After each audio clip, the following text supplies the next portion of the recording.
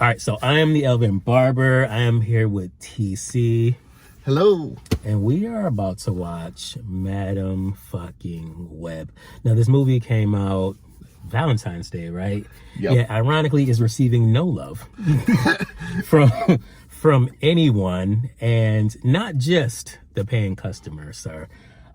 Apparently the cast and people who worked on the movie as well, but I will go into that more during our after the movie review. But yeah, how you feeling? Are you pumped? Are you excited? I am very pumped. It's very interesting to see somebody become crippled like me. You know, it's what's funny about that is, from watching different streamers, the people who created the film, the producers, they thought to themselves, how is there a hero that can predict someone's death? Is there someone who does that? And then they just happened across Madam Web. Didn't know shit about her. In fact, they didn't even know she had an origin story. They were like, oh, she didn't have an origin story, so we'll just make one up for her. So yeah, I don't think we'll ever get her in a chair, to be honest. Again, there's more to that story about, you know, the person playing her. There's like way more about that. I'll save that for later as well. But all I'll say now is I genuinely feel bad for her, because she went into this movie under some false impressions. That's all I'll say. She did. She really did. She got played. She got played. So yeah, we'll be right back with you guys after we get out of the theater and let you know what we think about Madam Web. I don't see how this can't be good. I mean, we got girl bosses. we got a movie with, you know, without Spider-Man, and you know, there's just a lot going for it. So. And we have the classic line, my mother was researching spiders right before she died. Oh my God, all right, we'll we'll see you guys after.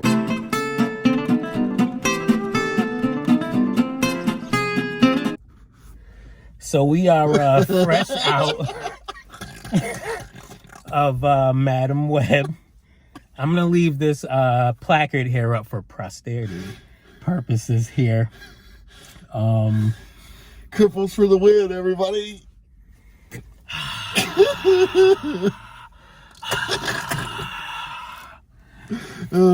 Yeah, wow. I think you said it best, TC, when you said we enjoyed that for all the wrong reasons. All the wrong reasons we enjoyed this film.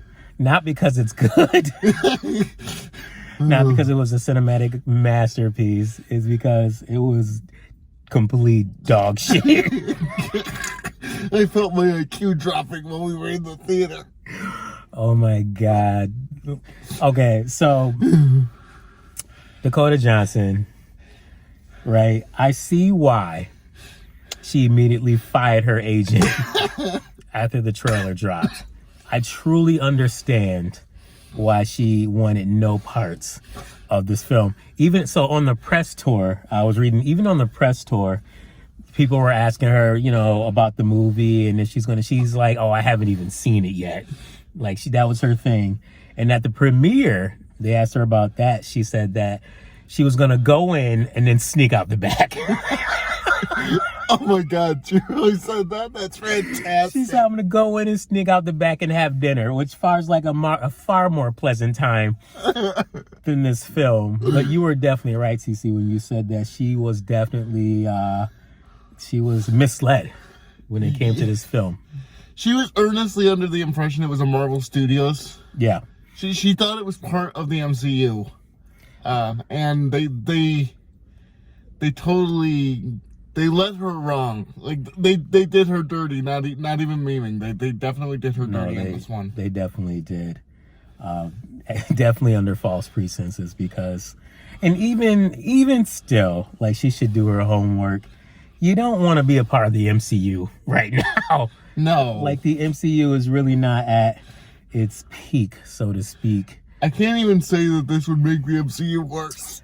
Yeah, I honestly, this would be, you know, par for the course, honestly, Yeah. for the MCU. So, but also the villain, so to speak, Ezekiel, the guy, apparently he was also upset, like he's pissed off as well about this film because of how he's portrayed his audible dialogue in the scenes in which he's talking, which sounded like a poorly dubbed foreign film.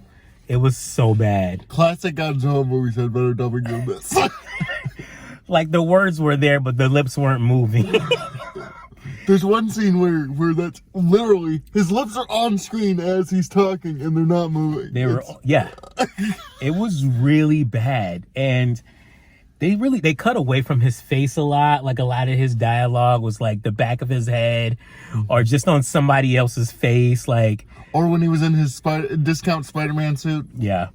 They, which apparently when they shot the film, according to him, like it was nothing like this at all. Like even his dialogue, he said, was like not the same whatsoever. So they definitely went in and just chopped it to shit. And, this is what we got.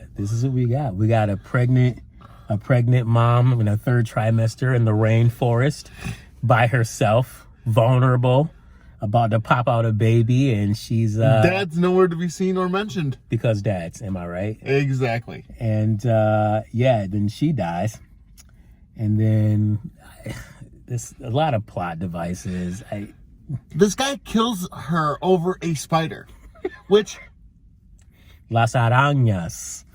Because there are literally spider people in the Amazon forest, by the way. Yeah. That's a thing now. Yeah. He does realize it's a species, not a one-off, right? Like, there's no need to kill her. Like, just find a different one. Find the same species, but a different spider. Like, why do you need to kill somebody over this? Just take the spider. They also have no concept of how venom works. They don't. It has healing properties, apparently, because that's what venom does. It's not, designed to paralyze / kill your prey so you can eat it. No, it's designed to heal it so that it's fine. That's what it decided. Yeah, a lot of it was. Oh my God. Well, like I told you, I said, so we end up finding out that the baby, Madam Web, has some type of neurodegenerative disease, physical. I don't know. I didn't give a fuck. So that's why the mom was in the middle of the Amazon in the first place. But I'm like, why don't you just have the baby, and then have someone care for the baby while you're out in the rainforest? Like, I don't understand why you have to be pregnant and do this. Like, I don't know why they wrote it that way. Western medicine could have kept the baby alive long enough for her to have the baby and cure it if it was that easy. If it was just a matter of finding the fucking spider. Yeah, it's... Ben Parker is Madam Web's best friend. God, Ben Parker. So this bitch gets complete control to the point where she's like all-knowing by the end of the movie. And she's smirking when she's talking about him taking care of her nephew, who's never overtly named in the movie. Yeah. They almost dropped the P and then something happens. But I'm like, you better keep his fucking name out of your fucking mouth right now. Like, so essentially she pulled what Cap did in Endgame, where he went back to the past and then just said, fuck everything else that takes place in the future, essentially. Yeah. And she's all knowing, like I said. So she knows that Ben is gonna die in a hit and run, or in a freak mugging hit and. The exact circumstances differ from version to version, but and maybe a pointless death. And maybe he needs to, so other things can take place. But it's in the manner of how she says it while smirking. Yeah. She implies it while fucking smirking about her best friend's death. Yeah, I think I felt how Peter Parker felt in the animated series when he was confronting Madam Web. Don't you ever enter my life again. Do you hear me? Do you hear me? Yep. When he's like, I'm sick of your fucking games, your fucking puzzle, this bullshit. Like, fuck off. Arrogant cow, basically. Yeah, basically, yeah. I was definitely getting those vibes by the end of the film, for sure. She's fucking smirking. Yeah, this film was fucking fuck you, Sony. Just like, I miss Bully Maguire. I miss Bully Maguire so bad. Bring back Bully Maguire, you know? Bring him back. Bring that motherfucker back. Holy shit. They have it take place in 2003 so they can play Britney Spears' Toxic. Oh my God. Like there's no way you could bring that, like that's not plausible to play in 2023 or, you know. Apparently it's not. Apparently we can't have anybody randomly playing Toxic. You know, we got to take it to 2003 so some girls can randomly jump on a table and start dancing to start pole dancing. Basically start pole dancing. Because that's what happens in diners all the time. Newsflash, if your music is playing in a diner, you're like one step away from being put on the oldie station. Yeah, why don't you guys go to your local diners and see if you find some girls dancing on a table? Like, I would love to know. I would love to know. Oh, jeez. Yeah, I don't know. I got nothing else, man. This film was fucked. It was genuinely awful. Ben and Madam Web were bantering as somebody's dying in the back of an ambulance. Oh yeah.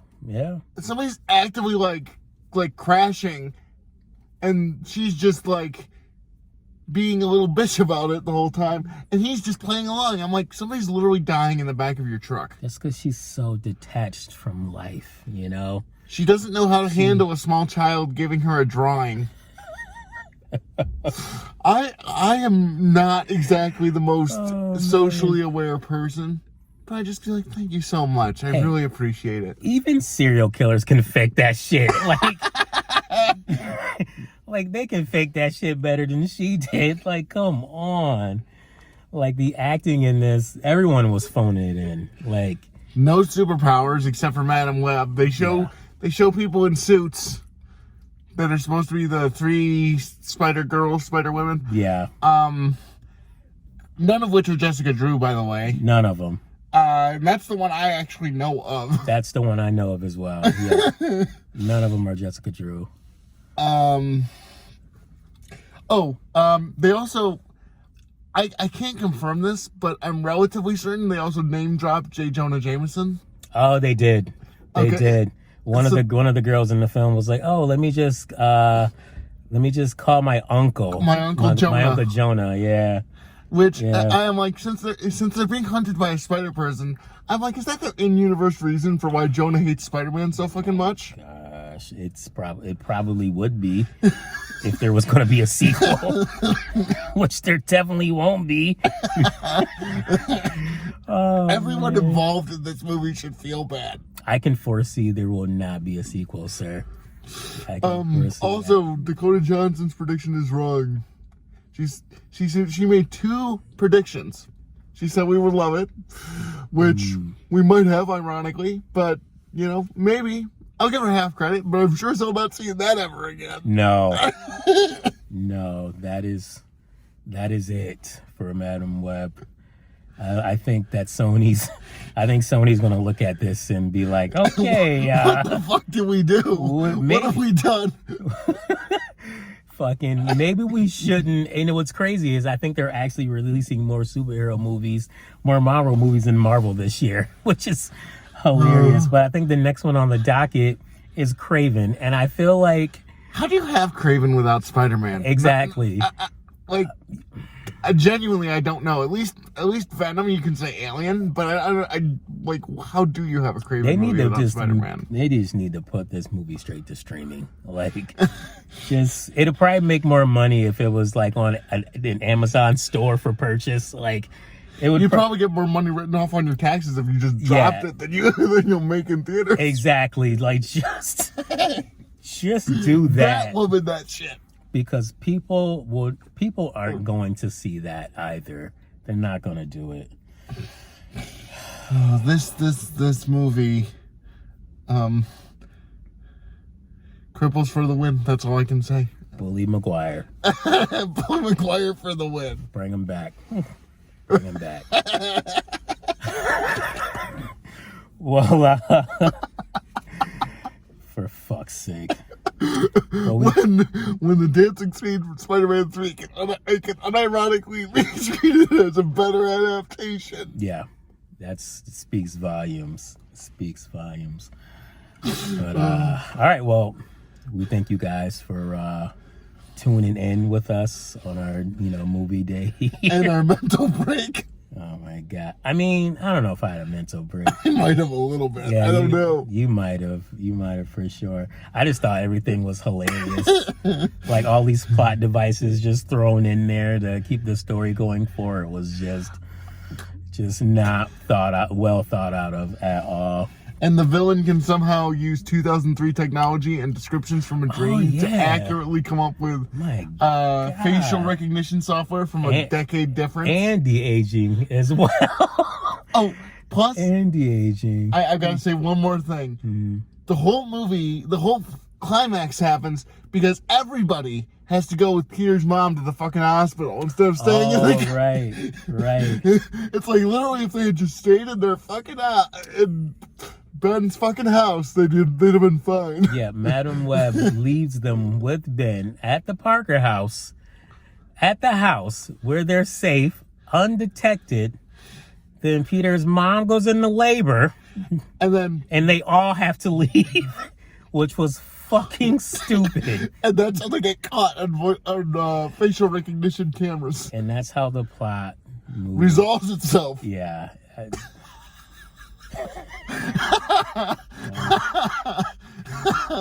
Oh my god! You can tell they took elements from different Marvel films, though, like the ancient one in Doctor Strange when he pushes him and his corporeal form comes out of his body. Oh yeah, they straight ripped that off. She's got the shield. She uses like half the building piece as a shield, like Captain America blocking shit. Like there's no wonder she was fucking confused. Yeah. Like no shit. It's like, who am I? Am I Madam Web? Am I Doctor Strange? Am I Captain America? All I know is I'm supposed to be a boss bitch. I like this one. Oh man. And I still can't get over the fact that she's smirking over the fact that at least 2 people have to die. And her best friend has to die. I hate how they put this in the Spider-Verse. Like, I just do not like that at all. I don't like that at all. And there's also a stretch where she gets like really, really pointless visions of the future. They don't even matter. They're just there. Yeah.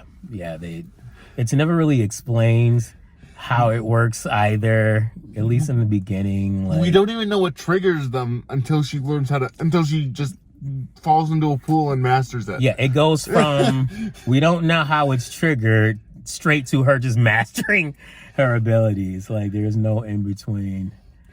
Jeez. At least with Doctor Strange, we got training. We got him learning and failing, and then conquering, and then becoming great at it. With her, it was just like no learning curve. It was just like, oh, okay, like I don't know how to use it, and then I'm fucking great at it. Like Ray had more training than this bitch. Oh my god! I bypassed the oppressor.